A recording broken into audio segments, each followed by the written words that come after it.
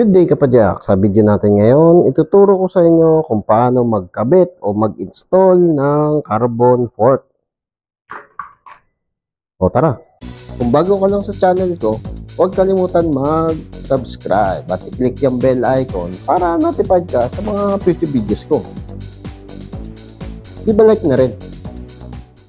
Okay, so ito na yung carbon fork na sinabi ko nung nakaraan na vlog. Nabili ko siya dito sa marketplace, dito kay Sir. Okay, so dito ko nabili yung carbon fork na tusik dito kay Sir Marco Maribaw. So nabili ko lang din siya ng 2,200. Madami din siyang binebenta, wala naman siyang page, ano lang siya, online seller lang. Search niyo lang sa marketplace yung pangalan niya, Marco Maribaw, lilitaw na tong mga paninda niya. Ito guys, oh, meron din siyang coal, oh, 1.9 lang. Carbon. Ito, meron din siyang ano to, crankset 36 teeth, Halotech. Ayan, so checkin nyo lang, basta dyan ko binili yung carbon na tusik. Quick review lang, may kabigatan siya ng konti para sa akin kasi madami na rin naman akong na-install na carbon fork, pero ito medyo mabigat. Sa palagay ko, ang nagpapabigat na lang dito yung pinturang puti. Ito naman yung wall ng stirrer tube, sakto lang, medyo makapal naman, pang 700C lang siya, saka max tire lang niya ay 25C. Ang mga tools na kailangan mo dito ay hacksaw o lagaring bakal. Dapat yung blade nito, yung medyo pino yung ngipin. Siyempre kailangan mo rin ng Allen wrench para sa stem mo, either 5mm o 4mm. Basta meron ka ng Allen. Ito importante, carbon paste. Ito ang kailangan mo para kumapit saka mabawasan din yung pag-o-over-torque ng pyesa. Ito mura lang to sa Ragusa. Parang 30 pesos lang ata yung bili ko dito. Kailangan mo rin ng masking tape para mamarkahan mo kung saan ka magpuputol. Kailangan mo rin ng lihap. Ito din, isa ding importante na kailangan mo. Compression plug. Kung mahina naman yung baga mo, kailangan mo ng gloves saka mask. Ayan, para hindi ka hikain. Katulad ko, hinihika na. Okay, so bago natin putulin tong stirrer tube, kailangan mo munang mag-test fit. So, lagyan mo muna siya ng gulong o wheel set. Tapos, ikakabit natin dito sa frame. Sa carbon fork, hindi mo pwedeng taasan yung stem. Kasi mai-stress yung ditong part na to. Pag na-stress to, damay pati banda dito sa ibaba.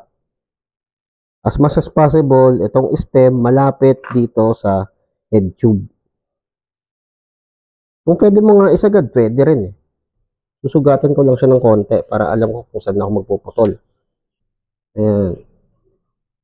Ayan, may puti na. Puputol ka ng carbon fork, tandaan mo lang, kung mahina yung baga mo o sensitive ka sa mga particles, magsuot ka ng gloves, magsuot ka ng face mask. Saka yung face mask, malas makakapogi eh. Yes!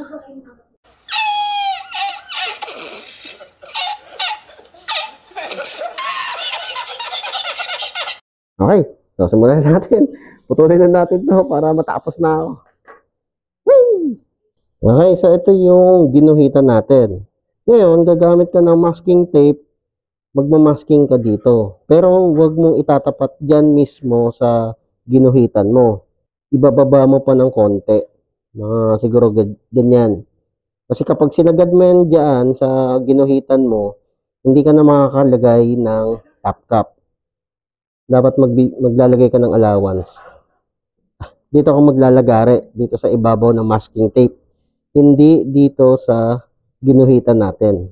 Ang ginagawa ko dito guys, paunti-unti kong susugatan yung carbon, tapos iniikot ko ang fork. Lagari, ikot ng konti, lagari, ikot ng konti, lagari, ikot ng konti. Okay? Lagari, ikot ng konti, ikot ng konti. Ayan. So, dahan-dahan lang ang paglalagari. Ayan. Sa ganitong technique, may iwasan mo yung pag-fray ng carbon. Yan na, yung mga carbon dust, oh.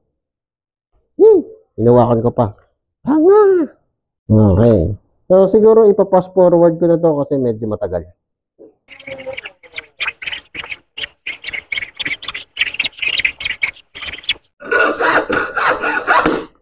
Ang pagliha nito, wag yung back and forth. Dapat circular motion para mas pantay siya.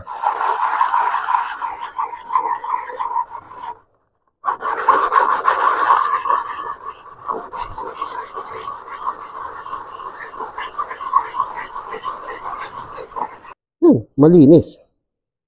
Di ba? Ayos. Pantay na pantay yan. Okay, so maglalagay naman tayo ng compression plug. Yan, dito guys, carbon paste. Yan, maglalagay ka lang dyan. Kahit damihan mo na, okay lang. So, lalagay lang natin dito, dahan-dahan lang. So, ang torque na pinili ko dito, 7 lang. Okay, 7 newtons. Mag-over-tighten. Okay. Goods na yan. Dito sa stirrer tube, lagyan natin ng carbon paste. Dito rin sa stem, lalagyan ko rin. Okay. Yan na, pwede na yan.